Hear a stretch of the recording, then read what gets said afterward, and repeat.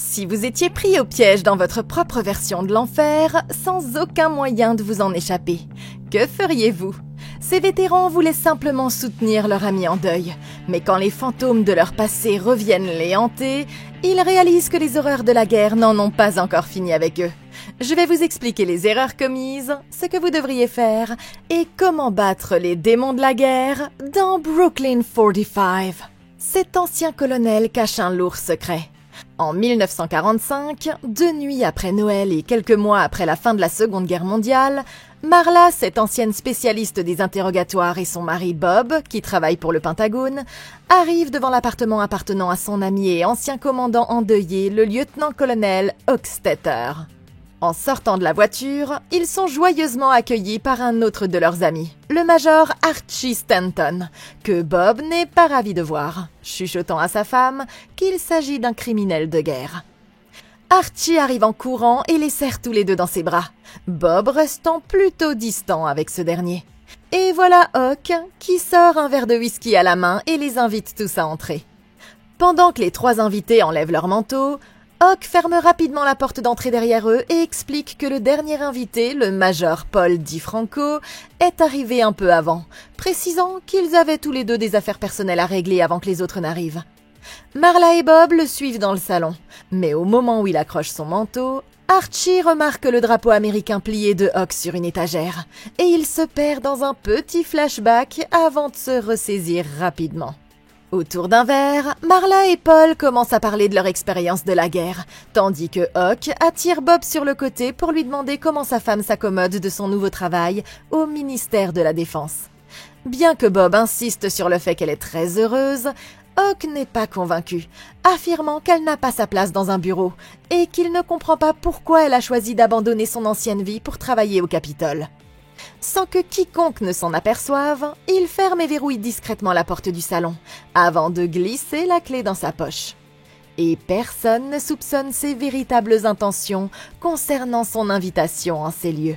Paul explique calmement à Marla que leur ami a manifestement du mal à surmonter la perte récente de sa femme. Non seulement il a beaucoup bu toute la journée avant leur arrivée, mais il n'a cessé de répéter qu'il avait quelque chose à révéler à Paul, sans toutefois trouver le courage d'avouer ce qu'il avait sur le cœur. La conversation porte ensuite sur Archie, qui sera bientôt jugé pour crime de guerre. Mais personne ne dit encore exactement de quoi il est accusé. Il pense qu'il est injustement visé, se plaignant que, bien qu'il y ait de nombreux soldats ennemis que les tribunaux pourraient poursuivre, un Américain poursuivi en justice fait de bien meilleurs titres. Mais les autres lui promettent qu'il gagnera le procès. Et Hawk ajoute qu'au printemps prochain, les journaux présenteront d'énormes excuses à Archie. Paul fait remarquer à Bob que la dernière fois qu'ils étaient tous ensemble, c'était au mariage du couple. Et Archie raconte que personne ne croyait qu'une femme de la réputation de Marla finirait par épouser un employé de bureau. Marla prend la défense de son mari et explique qu'après que sa base a été détruite par un bombardement et que ses compagnons d'armes l'ont laissée pour morte, son opinion sur les hommes a vite changé. Bien que ses amis en veuillent encore aux Allemands, elle en a fini avec la violence de la guerre dans son ensemble, et elle a décidé d'abandonner ses vieilles habitudes pour entamer un nouveau chapitre de sa vie. Hawk les remercie tous d'être venus et porte un toast à la mémoire de sa femme Suzy, récemment décédée, en disant qu'il n'aurait jamais pensé devoir passer un Noël sans elle. Pour s'occuper et passer le temps depuis sa perte, il dit avoir beaucoup lu, en commençant par la psychologie pour essayer de comprendre ce qu'elle pouvait ressentir, puis en se plongeant dans le monde de la métaphysique, espérant trouver une part de vérité dans l'idée qu'il est possible d'entrer en contact avec les morts. Les autres croient que ce n'est que de la fumisterie utilisée pour profiter des gens qui luttent contre le chagrin. Hawk affirme que sur les centaines de cas qui se révèlent être des escroqueries, il y en a toujours 1 ou 2 qui ne peuvent pas être expliqués. Il prend place à la table et admet qu'il sait à quoi ça ressemble, mais puisqu'ils sont tous là, il espérait qu'il lui donnerait une chance et qu'il se joindrait à lui pour tenter d'entrer en contact avec sa femme décédée en effectuant une séance de spiritisme. Inquiet pour son ami, Paul lui prend l'épaule et il lui dit qu'il sait que cette perte l'a durement touché.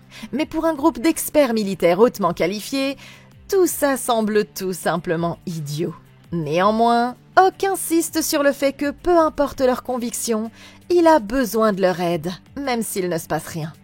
Ok, ce pauvre homme est manifestement dans une situation difficile. Mais les vrais amis ne laissent pas leurs potes faire des séances de spiritisme quand ce dont ils ont vraiment besoin, c'est d'une épaule pour pleurer. La réponse est évidemment un non catégorique. Personnellement, je suis d'accord avec Paul, parce que même si Hawk pense que ça l'aidera à se sentir mieux, la vérité c'est que ça pourrait empirer les choses s'ils ne font pas gaffe.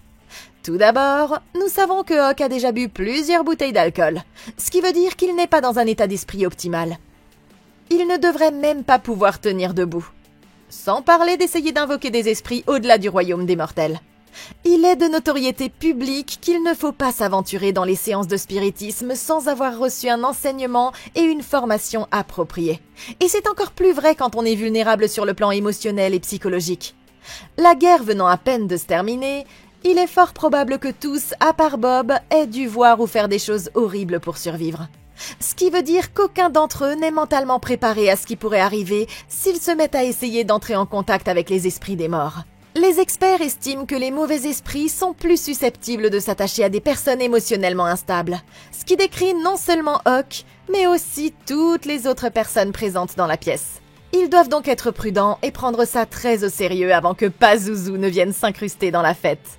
La meilleure chose à faire maintenant serait d'apporter à leur ami le soutien dont il a besoin, mais de lui dire fermement qu'ils ne feront aucune séance de spiritisme tant qu'il n'aura pas dessoulé. Au matin, s'il est toujours convaincu que c'est le seul moyen pour lui de tourner la page, il devrait demander l'aide d'un médium professionnel afin qu'il puisse le guider en toute sécurité et utiliser ses connaissances et sa formation pour essayer de contacter sa femme sans ouvrir la porte à des entités potentiellement dangereuses. De manière générale, quand un ami qui a un peu trop bu vous demande de l'aider à invoquer les esprits des morts, faites comme un gamin des années 80 qui apprendrait ce que sont les substances illicites en disant simplement non. Plaidant sa cause, Hawk raconte au groupe qu'il a commencé à aller à l'église 3 fois par semaine en quête de réponse. Après chaque messe, il s'asseyait en privé avec le révérend pour discuter de la possibilité d'une vie après la mort. Le révérend lui a répondu que sa femme avait commis un péché impardonnable une fois qu'il avait appris comment elle était morte. Et selon ses croyances, son âme était destinée à passer l'éternité en enfer. La vérité, c'est que Suzy était devenue paranoïaque après la fin de la guerre, convaincue que ses voisins allemands les espionnaient, elle et sa famille. Bien que personne ne l'ait cru, y compris Hawk lui-même, le matin de Thanksgiving, elle a insisté sur le fait que les espions allaient venir la chercher. Et quand Hawk est rentré du magasin, il l'a trouvée morte, étendue dans leur appartement. Hawk les supplie tous une fois de plus, affirmant qu'il a besoin de connaître la vérité sur l'endroit où l'esprit de sa femme est allé après sa mort. Bien que personne d'autre ne soit convaincu, ils acceptent tous à contre-cœur de s'asseoir à la table, désireux de soutenir leur ami. Hawk poursuit en parlant des camarades qu'ils ont perdus à l'étranger, et il leur demande s'ils n'aimeraient pas savoir que leurs âmes ont trouvé quelque chose de mieux que l'horreur et la violence de la guerre. Sur le ton de la plaisanterie, Archie lui demande de sortir la planche spirituelle. Mais Hawk lui répond que ce sera différent. En utilisant une planche, les esprits communiquent simplement à travers l'objet, mais au cours d'une séance de spiritisme, ils parleront directement par l'intermédiaire des participants eux-mêmes. Et tout ce dont ils ont besoin pour commencer, c'est d'un miroir et de se tenir tous par la main. Contrarié, Paul boit son verre et va en chercher un autre. Mais Hawk l'arrête rapidement en disant qu'ils doivent faire le vide dans leur esprit pour pouvoir faire ça correctement. Paul fait remarquer que Hawk lui-même en est déjà à 3 bouteilles. Et il décide donc de partager un verre de plus entre eux. Hawk se lève de sa chaise, baisse les lumières et revient à la table en tenant le mouchoir trempé dans le sang de sa femme, expliquant que le fait d'inclure un objet ayant appartenu à la personne facilite le processus de contact avec elle. Alors que les autres tentent de le dissuader, il déchire un morceau du mouchoir, le plie et le place à l'intérieur d'un pendentif avec un miroir. Il promet que s'ils parviennent à prouver qu'il y a une vie après la mort, il sera satisfait et pourra passer à autre chose. Et une fois que c'est dit, ils se prennent la main à contre-cœur et la séance de spiritisme commence. Mais ce sera là leur plus grosse erreur. Hawk commence la séance en avouant qu'il n'a aucune idée de ce qu'il fait, mais il demande à parler aux esprits qui pourraient être présents. Au début, il ne se passe rien, et il recommence, suppliant les esprits de lui faire un signe. Mais à ce moment précis, quelque chose frappe contre la porte du placard depuis l'intérieur, et les 4 participants qui n'y croyaient pas commencent instantanément à paniquer. Paul veut immédiatement se lever pour aller voir d'où vient le bruit. Mais Hawk le retient en lui expliquant qu'ils ne doivent pas briser le cercle avant d'avoir mis fin à la séance de spiritisme. Sinon, le passage vers l'autre côté restera ouvert. Horrifié, Bob montre qu'il est le plus intelligent de la pièce en votant pour mettre fin à cette séance sur le champ. Les autres commencent à s'inquiéter tandis que ceux qu'ils ont invoqués continuent de frapper contre la porte du placard. Mais Hawk exige qu'ils restent tous assis jusqu'à ce qu'il ait la preuve dont il a besoin. Tout à coup, le médaillon se met à trembler et à sauter tout seul, jusqu'à ce qu'il accumule suffisamment d'énergie pour former une ligne diagonale, tournant à partir du centre du cercle comme l'aiguille d'une montre et allumant chaque bougie sur son passage, avant de s'effondrer à nouveau sur la surface de la table. Hawk crie aux esprits de se frayer un chemin jusqu'à leur monde, et une rafale de vent inexplicable souffle dans la pièce, agitant les rideaux et le lustre tandis qu'il les implore d'entrer. La porte du placard claque encore et encore, et cette fois, ce qui se trouve de l'autre côté commence même à tourner la poignée, un peu comme s'il n'était plus qu'à quelques secondes de la traverser. Ok, on dirait que Hawk vient d'avoir sa réponse, non? Ils ont définitivement vu des choses bizarres. Mais si nous nous appuyons sur un tout petit peu de scepticisme raisonné au lieu de tout prendre pour argent comptant, alors la vérité, c'est que la plupart, sinon la totalité de ce qui vient de se passer, peut être expliquée de manière rationnelle. Pensez-vous qu'à leur place, vous auriez pu déceler les signes d'une fausse séance de spiritisme? Comme pour les crypto-monnaies, le marché boursier ou l'obtention d'un rencard, quand on a affaire à des puissances que le commun des mortels ne comprend pas, il y a toujours une personne qui arrive et qui trouve le moyen d'en tirer un profit. Depuis que les gens meurent, il existe d'innombrables médiums spirituels qui prétendent entrer en contact avec les personnes décédées. Prenons les sœurs Fox par exemple, 3 jeunes femmes entreprenantes des années 1800 qui sont devenues les premières GOAT en matière de supercherie. Pendant des années, elles ont convaincu des milliers de personnes qu'elles pouvaient communiquer avec des esprits qui leur répondaient par des bruits de coups. Jusqu'à ce que l'une d'entre elles admette un jour, bien plus tard, que c'était elle qui émettait les bruits en question depuis le début. En résumé, si quelqu'un vous dit qu'il peut parler aux fantômes, cherchez d'abord les ficelles ou les aimants sous la table. En ce qui concerne le colonel et ses amis, il se peut qu'ils aient affaire à quelque chose d'un peu plus difficile à expliquer. Alors, que se passe-t-il vraiment ici? Casper est-il vraiment parmi nous? Ou bien le vieux colonel Hawk essaie-t-il simplement le nouveau kit de magie qu'il a reçu à Noël? Analysons chaque phénomène que nous avons rencontré jusqu'à présent et voyons si nous pouvons trouver une explication logique. Commençons par la porte du placard qui claque toute seule. C'est un des moyens les plus classiques pour un esprit de communiquer depuis l'autre côté. Paul veut immédiatement aller voir ce qui se passe. Mais selon Hawk, s'il se lève et rompt le cercle, il laissera la porte des enfers grande ouverte. Effrayant, mais aussi très pratique pour quelqu'un qui fait un tour de passe-passe. Il y a plusieurs façons d'y parvenir. La plus simple étant de cacher un complice de l'autre côté qui n'attend que son signal. Par ailleurs, s'il est assez habile, Hawk aurait pu fabriquer une sorte de dispositif pour faire claquer la porte d'avant en arrière, soit en le réglant sur une minuterie, soit en le reliant à des interrupteurs ou à une corde qu'il est capable de contrôler d'une façon ou d'une autre.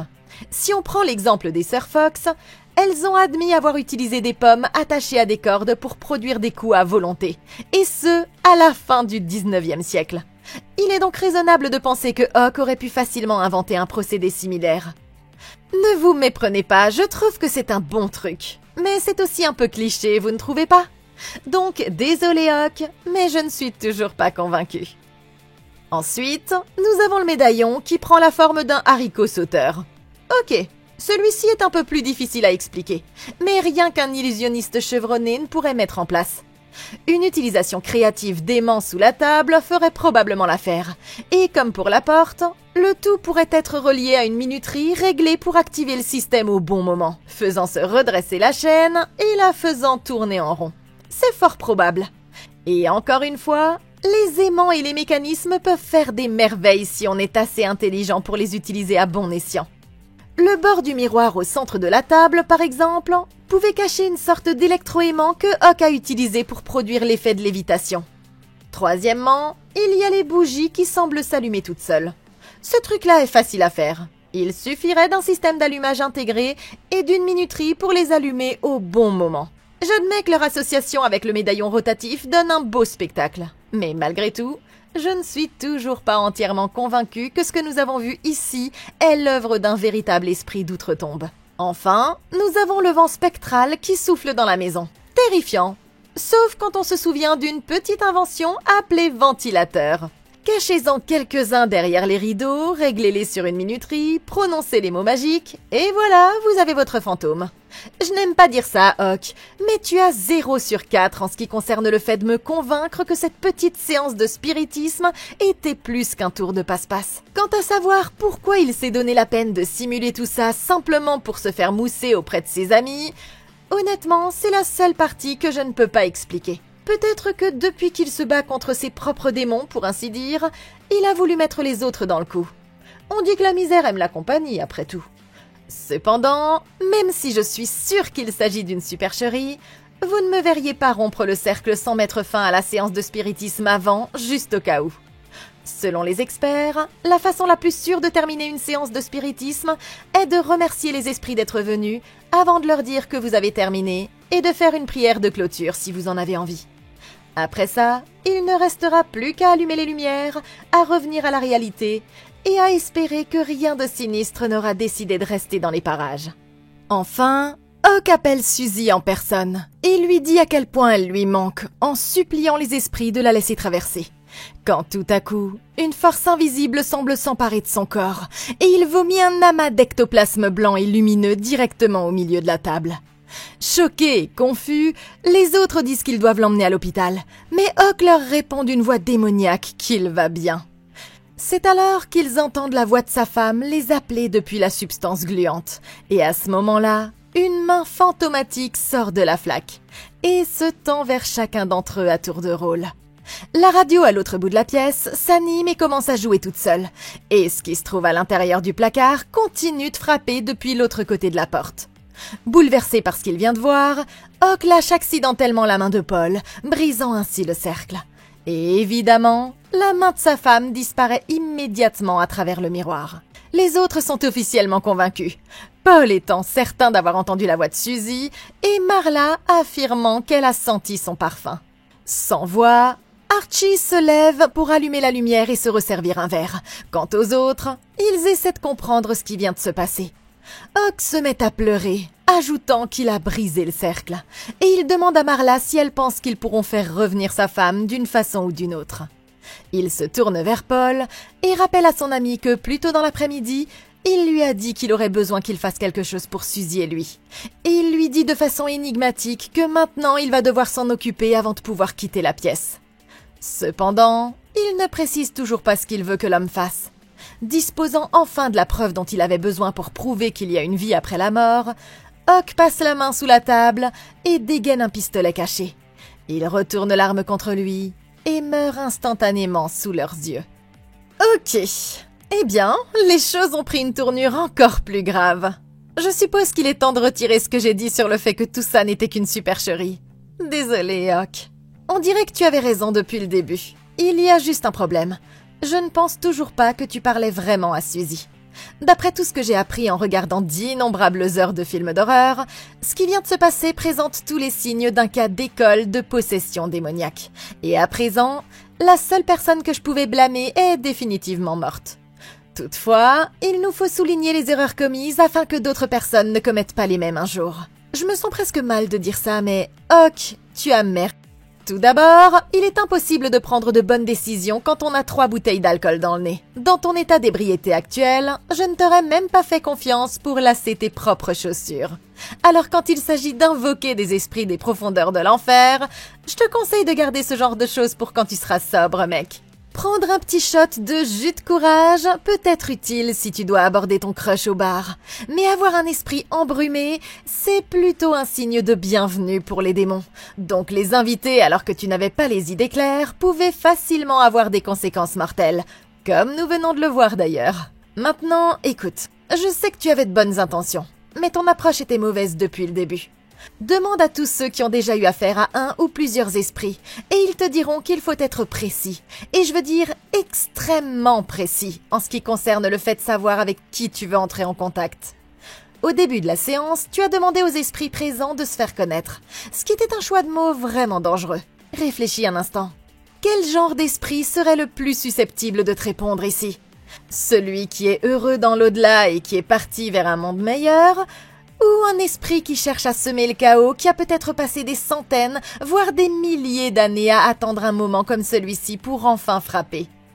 Ce n'est qu'après avoir invité le démon à entrer que tu as précisé que tu cherchais Suzy, ce qui lui a permis de savoir exactement qui il devait imiter pour pouvoir te faire baisser ta garde. Voici ce qui s'est passé, à mon avis. Tu as demandé un signe des esprits et une sorte d'entité démoniaque t'a répondu en prenant rapidement possession du médaillon de ta femme. Lorsque tu as commencé à voir les signes d'une activité paranormale, tu as ouvertement invité le démon à entrer. Ensuite, quand tu as dit que tu cherchais Suzy, il a utilisé l'image de ta femme pour te faire rompre le cercle, ce qui lui a permis de s'emparer complètement de ton esprit. Il ne lui restait plus qu'à te faire taire, ce que tu as fait toi-même pour qu'il puisse te sortir du cadre et investir complètement ton corps. Et maintenant, le vrai cauchemar va enfin pouvoir commencer. À présent, tes pauvres amis vont devoir payer les pots cassés, et ils n'ont aucune idée de la folie qui va s'emparer d'eux. Quand ta tentative de communication avec l'esprit de ta femme décédée se termine par une possession accidentelle par un démon, Hawk, mon pote, tu as merdé. Tout à coup, quelque chose se met à claquer à nouveau contre la porte du placard. Bob commence à paniquer et court immédiatement vers la porte. Et il se rend compte que Hawk les a tous enfermés à l'intérieur. Encore sous le coup de la mort de son meilleur ami, Paul fouille ses poches et en sort la clé.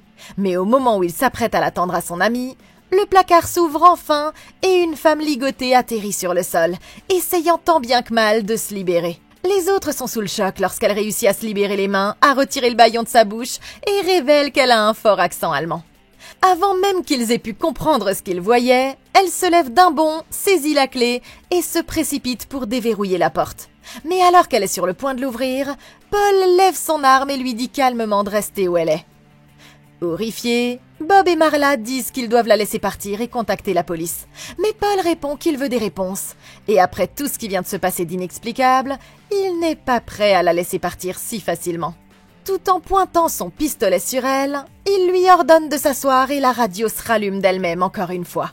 La femme avoue qu'elle s'appelle Hilda Baumann et qu'elle est allemande de naissance, bien qu'elle prétende avoir déménagé aux États-Unis avant la guerre en 1931 et qu'elle a un travail, une maison et une famille dans le quartier. Quand la guerre a pris fin, la femme de Hawk est devenue paranoïaque, persuadée qu'Hilda était une espionne du fait de sa nationalité. Information que Marla confirme en expliquant que Suzy l'a appelée et l'a suppliée d'interroger cette femme, même si personnellement, elle pensait que tout ça n'était que du délire. Ce n'est qu'après la mort de Suzy que Hawk a commencé à croire sa femme. La veille au soir, quand elle est rentrée du travail, Hilda l'a trouvée assise sur les marches de l'immeuble, ivre et ému. Et l'homme lui a dit qu'il était désolé de tout ce qui s'était passé entre eux. Il lui a offert un verre de whisky pour s'excuser, mais en réalité, la boisson était agrémentée de substances qui lui ont fait perdre connaissance. Et quand elle s'est réveillée, elle était enfermée dans le placard. La femme affirme qu'elle veut juste rentrer chez elle, mais Paul et Archie refusent de la laisser partir, toujours convaincus qu'elle pourrait en fait être une espionne comme l'a prétendu Hawk. Les deux hommes la cuisinent encore un moment, jusqu'à ce que Paul accepte finalement de calmer les choses pour le moment, tendant la main pour prendre la clé à la femme, avant de remettre pacifiquement l'arme à Archie et d'aller au bar pour se resservir un autre verre. Au bout d'un moment, Marla intervient et le confronte, intimant à Paul de simplement ouvrir la porte pour qu'il puisse sortir et appeler la police. De toutes les personnes présentes, c'est elle qui a le plus d'expérience dans la détection des espions. Et pour elle, cette femme ne présente aucun signe de suspect. C'est alors qu'Archie intervient et fait valoir que malgré toute l'expérience de Marla, c'est Paul et lui qui ont connu le combat en première ligne et qui ont dû se salir les mains pour survivre. Bob essaie de faire remarquer qu'ils ont tous passé une nuit de dingue et qu'ils n'ont certainement pas les idées claires. Mais Archie est convaincu que Hawk devait avoir prévu ce qui s'est passé. Il aurait très bien pu cacher la femme dans sa cave, mais il a choisi le placard à la place. Comme s'il avait voulu qu'elle soit retrouvée pour permettre à ses amis de terminer le boulot. Paul pense que c'est ce que voulait dire Hawk en mourant, expliquant que pendant la guerre, lorsque la situation exigeait de la violence, l'homme n'avait jamais assez de cran pour intervenir lui-même, et il finissait toujours par ordonner à un autre de faire le sale boulot. Archie retourne voir la femme et lui demande pourquoi Hawk a cru que c'était une espionne. Hilda répond que tout était fondé uniquement sur son accent et son apparence. La vérité, c'est qu'elle a déménagé en Amérique à la recherche d'une vie meilleure, mais les gens là-bas l'ont ensuite maltraitée à cause de son pays d'origine. Même si elle a l'air d'une ennemie pour lui, elle demande à Archie s'il pourrait faire du mal à une personne qui parle la même langue que lui et qui pourrait lui parler de sa famille. Après avoir réfléchi, il finit par céder, disant qu'il ne lui fera pas de mal pour le moment. Mais ça ne veut absolument pas dire qu'elle est tirée d'affaire pour autant. Ok, on dirait que la situation vient encore de se compliquer. En l'espace d'1 heure, ils ont déjà vécu toute une vie d'événements insensés. Mais je ne pense pas que l'Allemande enfermée dans le placard figurait sur le carton de bingo de qui que ce soit pour cette soirée. Alors, qui a raison et que devrait-il faire? Personnellement, je suis d'accord avec Bob et Marla, parce que, comme elle l'a dit plus tôt, de toutes les personnes présentes dans la pièce, c'est Marla qui a le plus d'expérience en matière de détection d'espions allemands. Donc, si elle estime que cette femme ne présente aucun signe d'alerte, qui suis-je pour ne pas être d'accord avec elle? En plus, il y a de fortes chances que Paul et Archie aient une dent contre tous ceux qui ont un accent allemand, parce qu'ils ont combattu sur le front. Je ne peux pas leur reprocher de vouloir une explication au sujet de ce qui est arrivé à leur meilleur ami, mais il est important de ne pas laisser leur jugement biaisé les mener sur la mauvaise voie.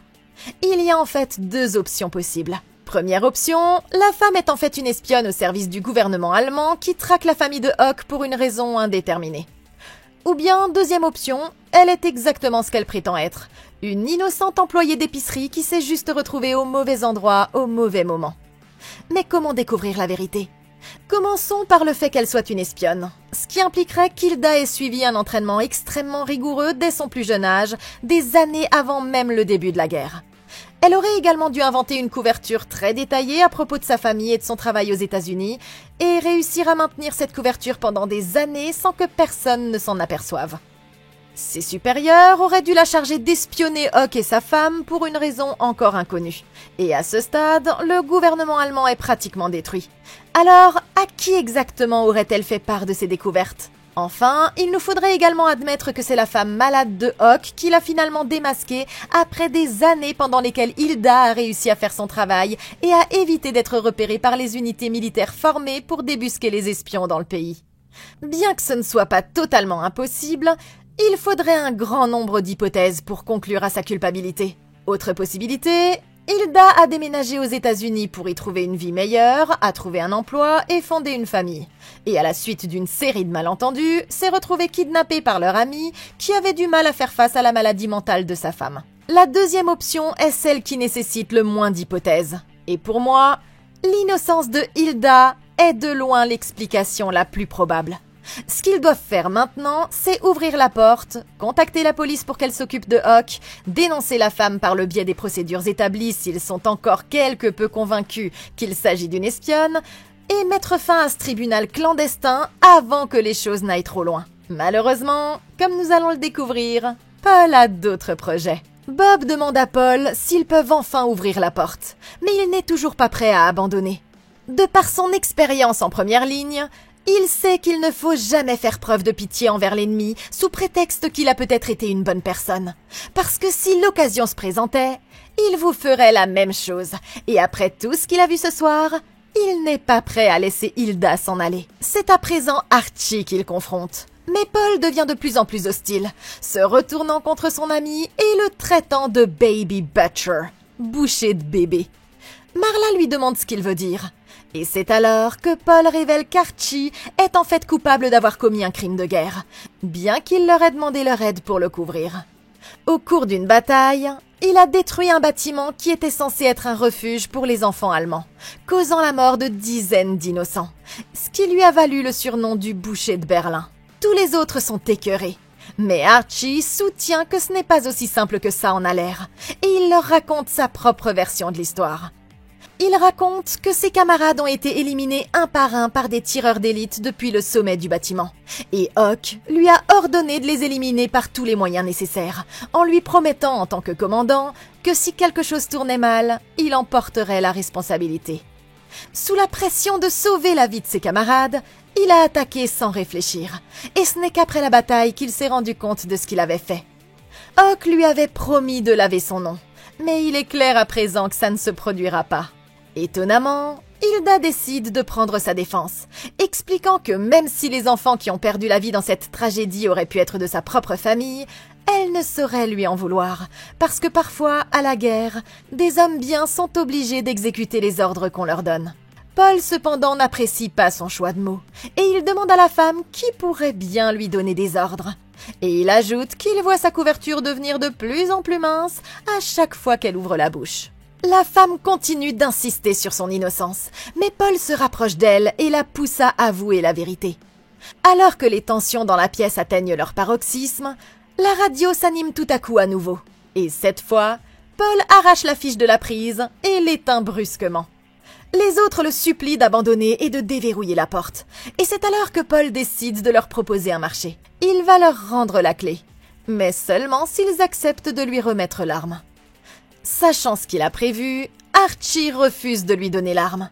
Paul dit alors qu'il ferait mieux de se remettre tous à leur aise, parce qu'ils ne sont pas prêts de quitter cet endroit. Furieux, Archie tente de faire sauter la serrure en tirant 2 balles dans la porte, mais les projectiles ne semblent pas avoir d'effet. Il essaie ensuite d'ouvrir la fenêtre du salon à la place, mais pour une raison inconnue, ça ne marche pas non plus. N'ayant pas d'autre choix, il supplie une dernière fois Paul d'ouvrir la porte, l'implorant de ne pas envenimer les choses, et l'homme finit par accepter. Agrippant la poignée, Paul sort la clé de sa poche et l'enfonce dans la serrure, mais juste avant de l'ouvrir, il a une deuxième idée qui lui vient à l'esprit. Il se retourne vers les autres et leur dit que s'il le force à ouvrir cette porte et à libérer Hilda, il jettera Archie sous le bus au procès. Et non seulement ça, mais il suivra la femme chez elle pour finir le boulot sous les yeux de sa famille. À ce moment-là, Marla prend la parole et elle dit qu'elle utilisera ses compétences pour prouver une bonne fois pour toutes si la femme est une espionne ou non, si c'est ce qu'il faut pour que Paul se rende à l'évidence. Elle demande aux autres d'attendre de l'autre côté de la pièce, ordonne à Hilda de s'asseoir, et c'est ainsi que débute l'interrogatoire. Bien que Marla soit toujours convaincue de l'innocence de cette femme, elle saisit la main de Hilda, retire un pic de ses cheveux et lui explique comment va se dérouler la suite de la procédure. Elle devra répondre honnêtement aux questions qui lui seront posées, peu importe le nombre de fois qu'on les lui posera.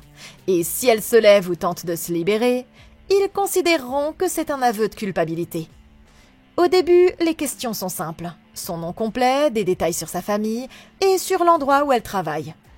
À ce moment-là, Marla place la pointe du pic à cheveux sous l'ongle de la femme, lui rappelant qu'elle a le devoir de répondre franchement. Et elle lui demande pourquoi Suzy et Hawk ont cru qu'elle était une espionne. Hilda répond que c'est parce que Suzy allait mal mentalement et que Hawk l'a choisie comme cible de sa culpabilité après sa mort. Mais Marla rétorque que les époux étaient des personnes intelligentes et raisonnables. Elle prend le pic et l'enfonce profondément dans le doigt de la femme. Hilda recule immédiatement sous l'effet de la douleur, mais Marla lui saisit la main et lui demande une dernière fois si elle a déjà travaillé comme espionne pour le gouvernement allemand. Hilda se retient de pleurer et lui promet qu'elle ne l'a jamais fait. Marla retire alors la pointe de son doigt et met fin à l'interrogatoire. Et maintenant, elle est absolument certaine que la femme leur a dit la vérité.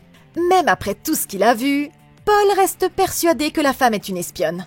Il s'apprête à les libérer quand tout à coup, la clé disparaît carrément au fond de la serrure, se dissolvant dans le néant sous leurs yeux. Déconcertés, ils se rassemblent tous pour essayer de comprendre ce qui s'est passé, quand le cadavre de Hawk se met à parler. D'une voix démoniaque, Hawk leur dit qu'avant qu'ils ne puissent partir, quelqu'un va devoir tuer l'Allemande.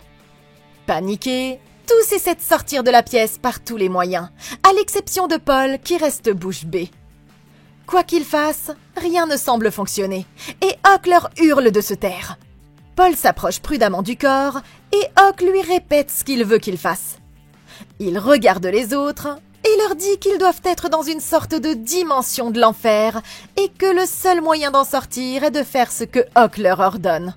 Désespérée de ne pouvoir trouver une autre réponse, Marla se rend compte qu'ils n'ont jamais mis fin à la séance de spiritisme, et elle affirme que s'ils la terminent maintenant, l'esprit qui les retient prisonniers sera obligé de les laisser partir. Bob convient que c'est la seule approche raisonnable, et il s'assoit à la table.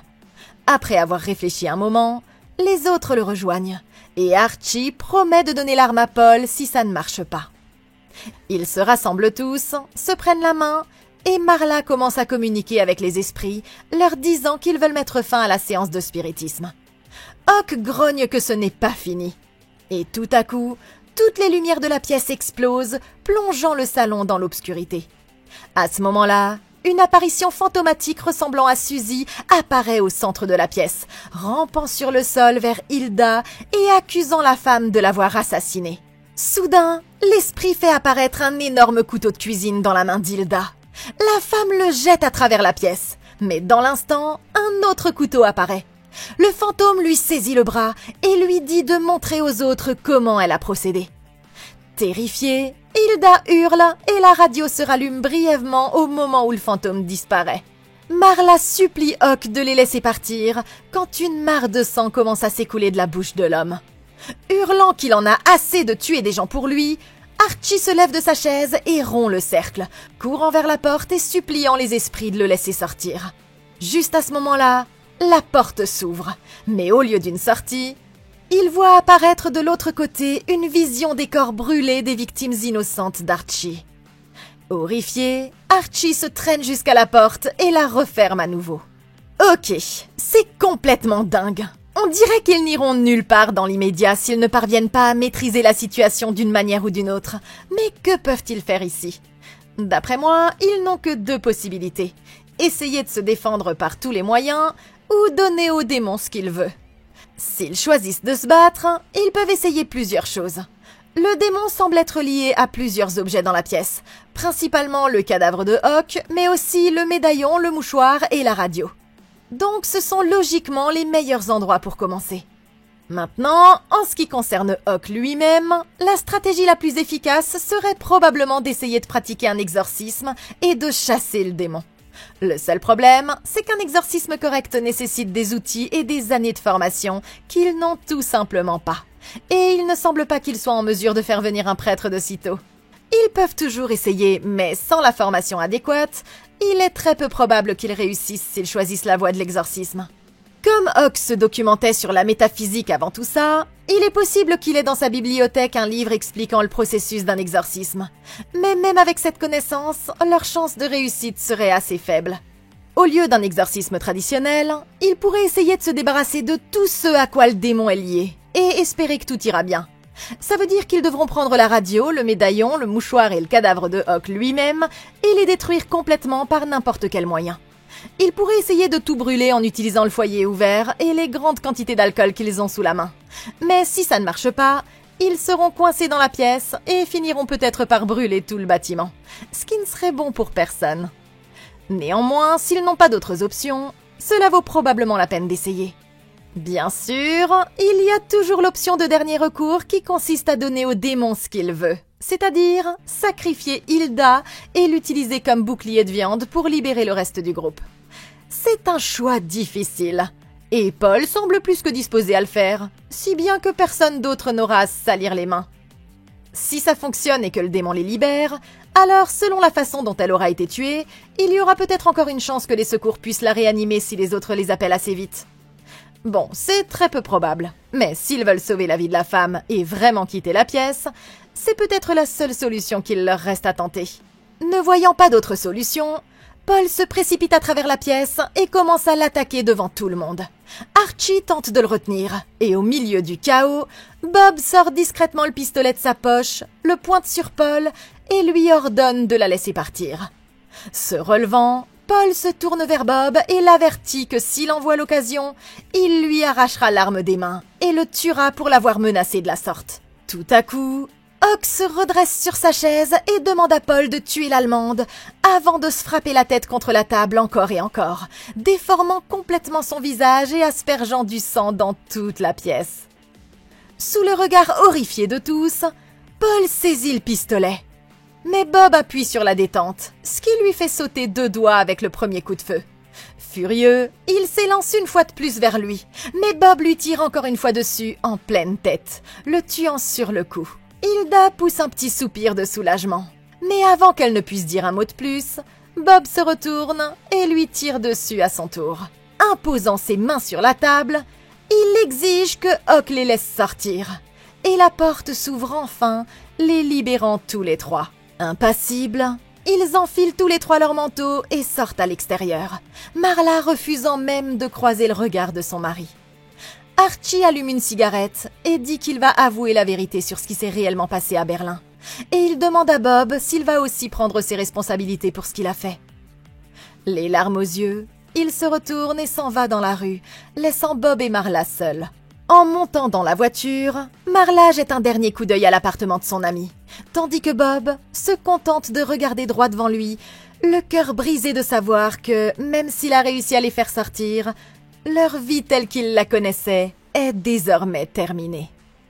Mais qu'auriez-vous fait ? Quelque chose me dit que les événements de ce film ne se seraient pas déroulés aussi rondement dans la réalité. Mais dites-moi dans les commentaires ci-dessous ce que vous auriez fait si vos camarades ivres de la guerre étaient rentrés à la maison et avaient commencé à conjurer des démons ou des membres de leur famille. Merci beaucoup d'avoir regardé. Laissez un like, abonnez-vous et consultez la playlist de Comment battre pour plus de vidéos comme celle-ci. Oh, et d'ici la prochaine fois, passez une excellente journée!